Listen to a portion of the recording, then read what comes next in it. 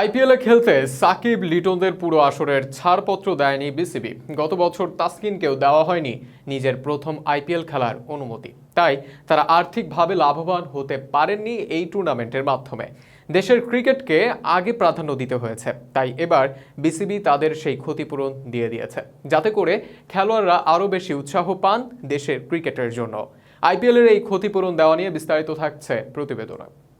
সবশেষ আইপিএল নিয়ে কত রং তামাশাটাই না হলো বাংলাদেশে ক্রিকেট পাড়াতে।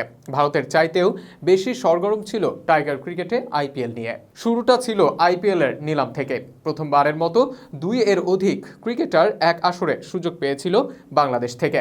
এরপর সেখান থেকে শুধু মুস্তাফিজুর রহমান পেয়েছিলেন একাধিক পরিমাণ ম্যাচ খেলার অনাপত্তিপত্র। লিটনকে কয়েক ম্যাচের জন্য এনওসি দেওয়া হয়, আর সাকিবকে দেওয়াই হয়নি। যদিও পরে তিনি নিজ ইচ্ছেতেই কলকাতা থেকে নিজের নাম প্রত্যাহার করে নেন। তবে এবার তাদের সেই ক্ষতিপূরণ দিয়েছে বাংলাদেশ ক্রিকেট বোর্ড। আইপিএল এর চুক্তি অনুযায়ী জাতীয় দলের খেলা থাকলে খেলোয়াড়রা দলে যোগ দিতে বাধ্য নন। তাছাড়া বোর্ডের অনাপত্তিপত্র অবশ্যই প্রয়োজন, আর বিসিবি বরাবরই এদিক থেকে কিছুটা কঠোর। এবারের আইপিএলেও আয়ারল্যান্ড সিরিজ থাকায় লিটনকে কয়েকটা ম্যাচের জন্যই ছাড়পত্র দেওয়া হয়েছিল, আর সাকিব খেলতে যেতেই পারেননি। তাই তারা আর্থিকভাবেও ক্ষতির সম্মুখীন হয়েছেন। সেই কথা মাথায় রেখে বিসিবি তাদের ক্ষতিপূরণ দিয়েছে।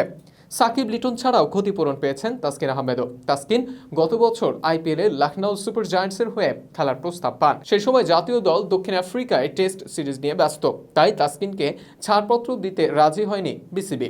বোর্ডের অসম্মতির কারণে তাসকিনও না করে দেন ফ্রাঞ্চাইজিটিকে। তাই এবার তাসকিনকেও সেই ক্ষতিপূরণ দেওয়া হয়েছে। মূলত এটা একটি প্রণোদনামূলক অর্থ। সর্বমোট 3 জনকে 70,51,282 টাকা প্রণোদনা দেওয়া হয়েছে। 3 জনের মধ্যে সবচেয়ে বেশি টাকা পেয়েছেন সাকিব। লিটন ও তাসকিন পেয়েছেন প্রায় সমপরিমাণ টাকা। বিসিবির ক্রিকেট পরিচালনা বিভাগের প্রধান জালাল ইউনুস বিষয়টি নিশ্চিত করেছেন। ক্রিকেটারদের পুরো ক্ষতিপূরণ দেওয়া না হলেও এটা ক্রিকেটারদের উৎসাহ প্রদান স্বরূপ দেওয়া হয়েছে। বিশ্লেষকরা মনে করেন এটা তাদের দেশের প্রতি আরও পেশাদারিত্ব হওয়ার জন্য উৎসাহ দেবে। এদিকে আইপিএল এর নিয়ম অনুযায়ী ক্রিকেটাররা যে পারিশ্রমিক পান সেটার 20% আসে সেদেশের ক্রিকেট বোর্ডের কোষাগারে। যদিও সাকিব লিটনরা আইপিএল এ না খেলায় এবার সে অর্থ পায়নি বিসিবি। উল্টো বিসিবিকে দিতে হয়েছে 3 ক্রিকেটারকে ক্ষতিপূরণ। এ নিয়ে জালাল ইউনুস বলেন, ওরা তো আইপিএল খেলেনি বা মাঝপথে ফিরে এসেছে, তাই আমরা আর্থিক অনুদান দেওয়ার কথা ভেবেছিলাম, তাদের সেটা দিয়ে দেওয়া হয়েছে। বরাদ্দকৃত অর্থ অবশ্য ইতিমধ্যে ক্রিকেটারদের বুঝিয়ে দিয়েছে বাংলাদেশ ক্রিকেট বোর্ড।